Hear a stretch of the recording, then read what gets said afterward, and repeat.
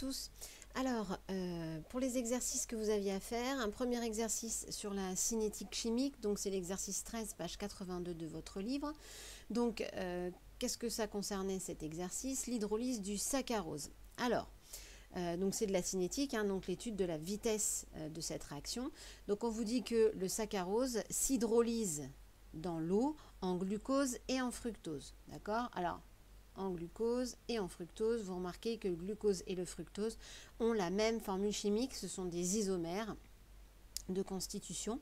Et le saccharose, c'est donc C12H22O11 qui est hydrolysé, donc ça veut dire qu'il est coupé, vous voyez, en deux par l'eau. Donc c'est lyse, ça veut dire coupure, hydro par l'eau. Et on suit l'évolution temporelle de cette transformation et donc de la concentration C en saccharose, donc qui est un réactif, hein. D'accord, donc on va suivre la concentration d'un réactif en fonction du temps. Donc c'est une réaction qui est lente et qui peut être observée et suivie dans le temps. Donc on nous donne le temps en minutes, de 0 à 2000 minutes, et on nous donne la concentration en saccharose au fur et à mesure du temps. Vous voyez évidemment que cette concentration diminue au cours du temps puisque c'est un réactif. On nous demande de tracer la courbe CI en fonction du temps. Alors, vous pouvez le faire à la main, le faire sur un tableur. Donc, moi, je vais en profiter pour utiliser Lattice en même temps. Donc, déjà, on va créer deux variables. Donc, on va créer la variable C. Donc, l'unité mol par litre. Voilà. Donc, j'en profite pour changer le style. Ensuite, donc je vais juste, voilà, modifier que vous voyez bien tout ce qui se passe. Ensuite, hop, donc voilà, dans les variables, c'est vrai que Lattice, il faut que je vous montre un petit peu tout. Voilà. Ensuite, je crée une nouvelle variable, le temps. Donc ici, en minutes. Alors, le problème, c'est que on n'a pas les minutes sur Lattice, donc je ne vais pas mettre d'unité. On saura que c'est en minutes, parce que sinon, ça va poser problème. Si je convertis en secondes, ça va être casse-pied. Hop, donc vous avez T qui sera en minutes. Okay. Et donc ensuite, on va remplir les différentes valeurs. Alors, on y retourne. On va de donc 0, 200, 400, 600, 800, 1000 et 2000 au niveau du temps. Donc 0, 200, 400, 600, 800, 1000 et 2000. Et au niveau des différentes concentrations, on a 200, 100, 50, 25, 12,5, 6,3 et 3,1 que je vais rentrer ici. Donc on est à 200. Alors d'ailleurs j'ai un truc que juste on va vérifier. On est en millimoles par litre. Attention. Donc du coup c'est 210-3. Ensuite 110-3. 50, 10 moins 3, 25, 10 moins 3, 12,5, 10 moins 3, 6,3, 10 moins 3 et 3,1, 10 moins 3. Donc voilà pour les différentes valeurs. Donc ensuite, on va tracer la courbe. Donc on va dans liste des courbes. D'accord. Ensuite, attention, hop, je suis là. On va dans fenêtre.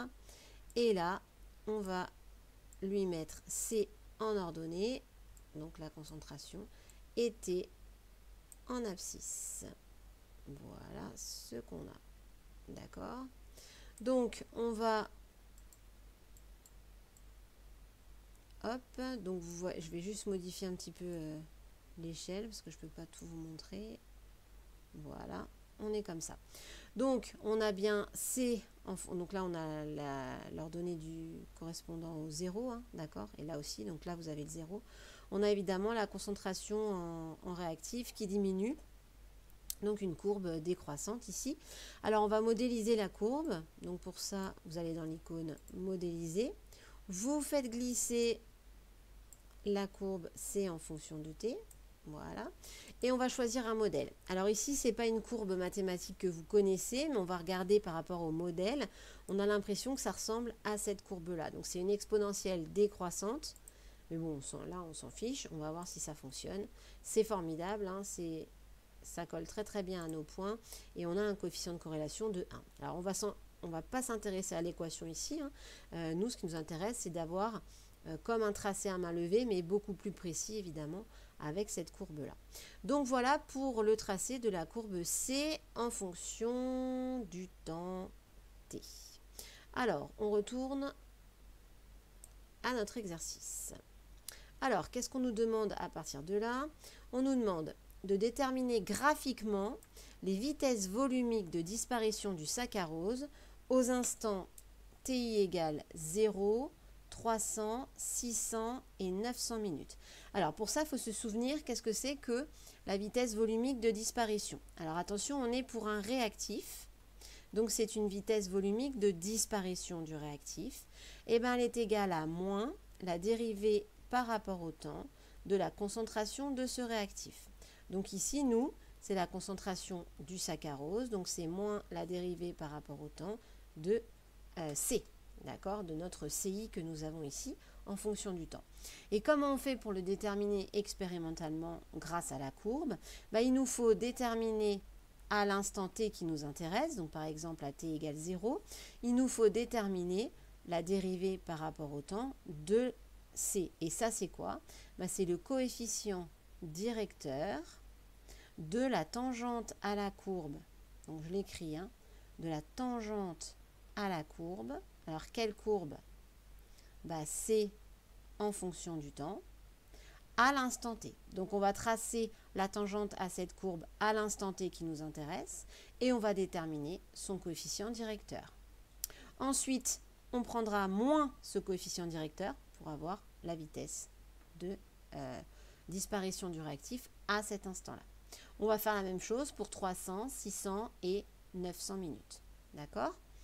Alors, on va y aller, on va essayer de le faire sur la tisse également. Donc vous pouvez le faire à la main, mais on va essayer de le faire ici sur la tisse. Alors, j'ai ma courbe ici et on va essayer de déterminer le coefficient directeur de la tangente.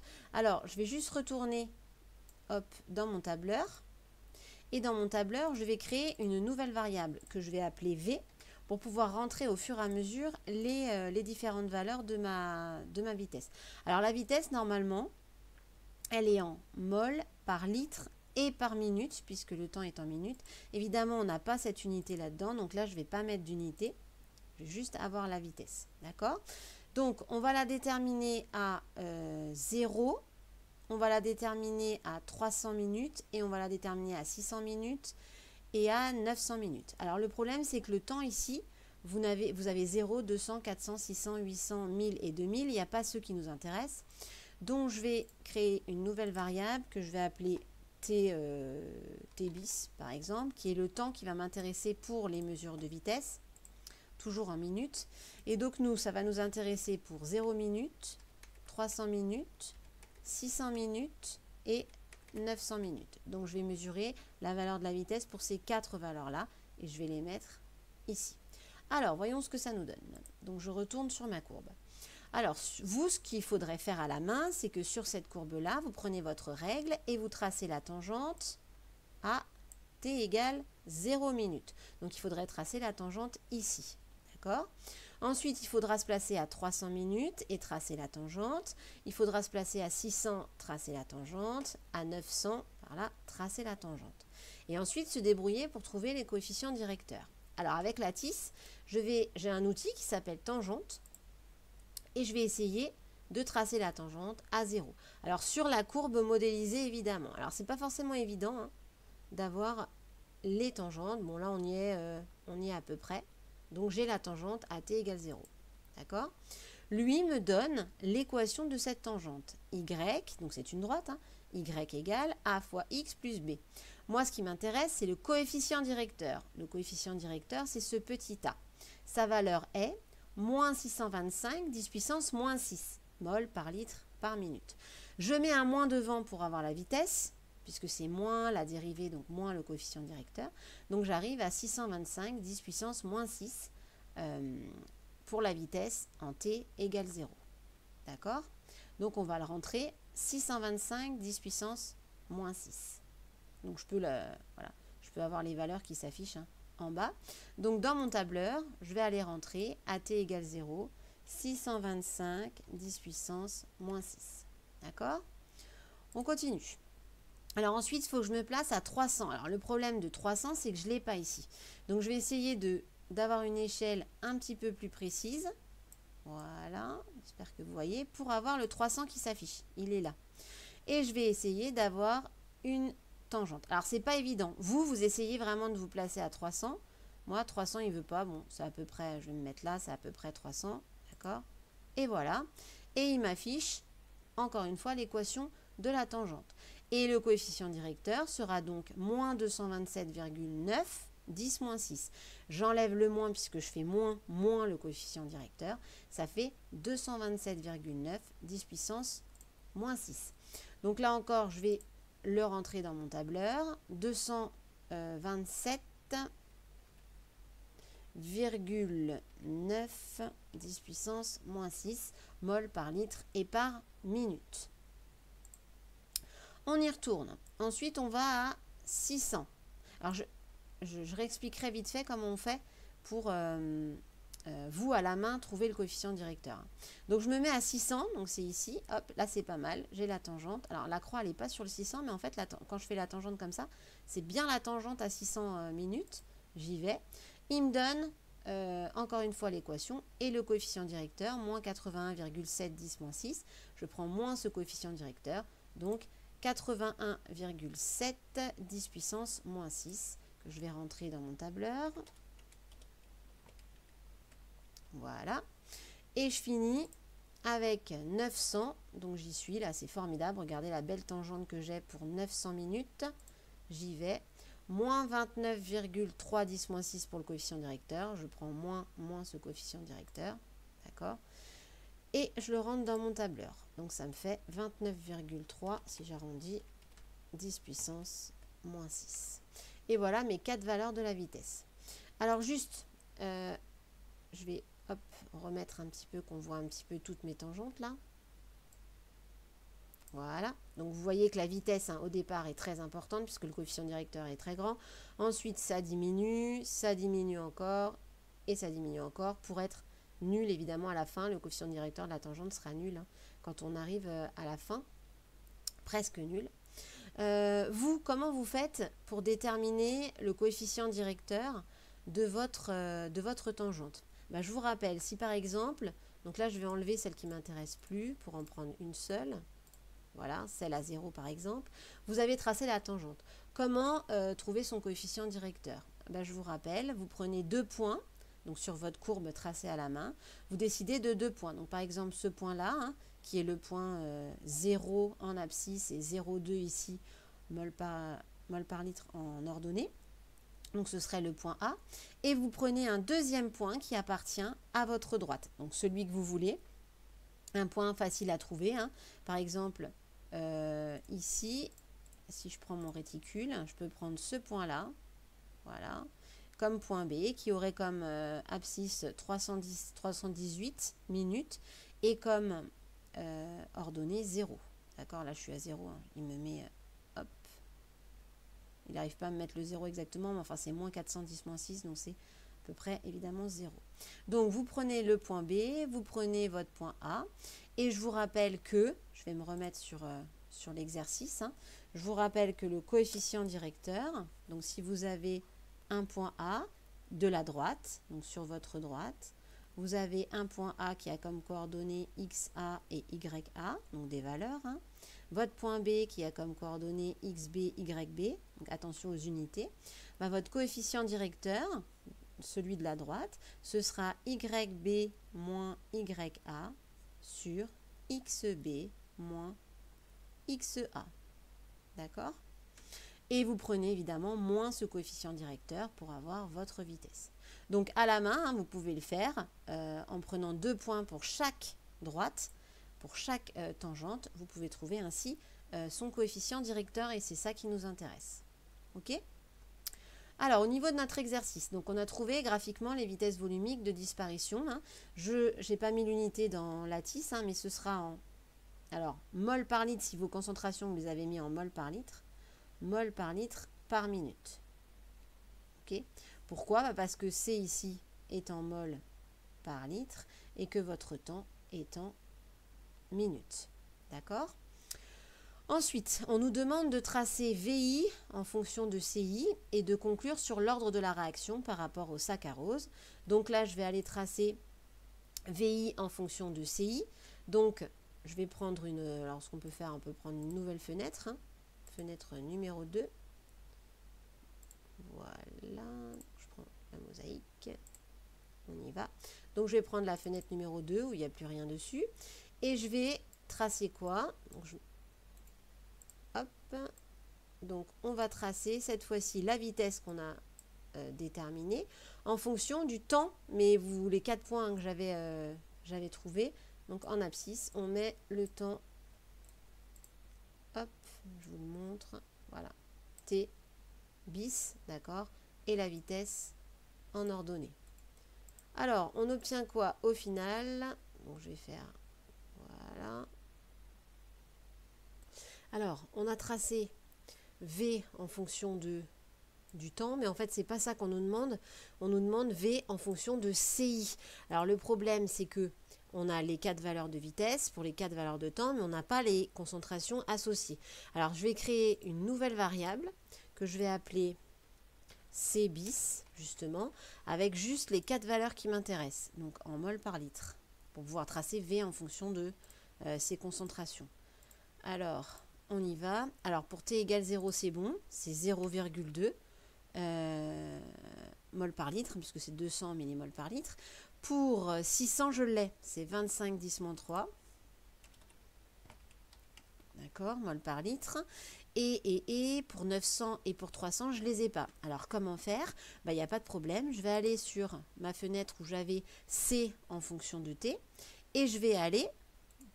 Donc là, je peux calibrer un petit peu. Je ne sais pas pourquoi il me fait ça. Encore une fois. Voilà. Voilà. Hop, on a ça. Et donc, du coup, je vais aller... Donc, en fonction du temps, je vais aller chercher les valeurs de concentration pour 300 et pour 900. Donc, pour ça, je peux utiliser le réticule. Donc, je vais aller me placer à 300. Tac. 300 minutes. Et on va aller voir combien vaut la concentration en ordonnée. Alors, j'y suis. Donc, elle vaut, allez, j'arrondis, 70 10 puissance moins 3 mol par litre. Donc, à 300, c'est 70 10 moins 3 mol par litre. 70 10 moins 3 mol par litre. Je vais aller tout de suite mettre ça dans le tableur.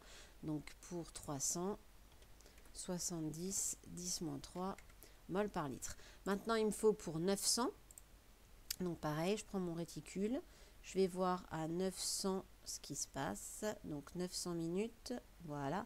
Et j'obtiens 9,8 10 moins 3 mol par litre. Donc là, 9,8 10 moins 3 mol par litre. Et là, j'ai bien les valeurs, les 4 valeurs de V pour les 4 valeurs de concentration associées. Donc là, je vais pouvoir tracer ce qu'il faut. C'est-à-dire, donc là, je vais retirer celle que j'avais, c'était V en fonction du temps. Et je vais tracer V, mais cette fois-ci, en fonction, donc V en ordonnée, en fonction de la concentration des 4 valeurs que je viens de créer, C bis. Et voilà. Alors, qu'est-ce qu'on observe? Ça m'a l'air pas mal. Hein. Les 4 points ont l'air alignés avec l'origine. Donc, je vais vérifier en modélisant la courbe. Donc, V en fonction de la concentration. Je choisis un modèle. Donc là, ça a l'air d'être linéaire, passant par l'origine. Je calcule. Et formidable, coefficient de corrélation égal à 1. Et on a l'équation de la courbe. Hein, V égale 3,1 10 puissance moins 3 fois la concentration. Alors j'ai 4 valeurs, hein, mais bon, pour ces 4 valeurs, ça marche plutôt pas mal du tout. Donc qu'est-ce que ça voudrait dire si on a V en fonction de C qui nous donne une droite passant par l'origine? Ça veut dire que V et C sont proportionnels. Et donc qu'est-ce qu'on peut dire si V et C sont proportionnels? Donc là, quand on trace ça, on a V et C qui sont proportionnels. Et donc ça veut dire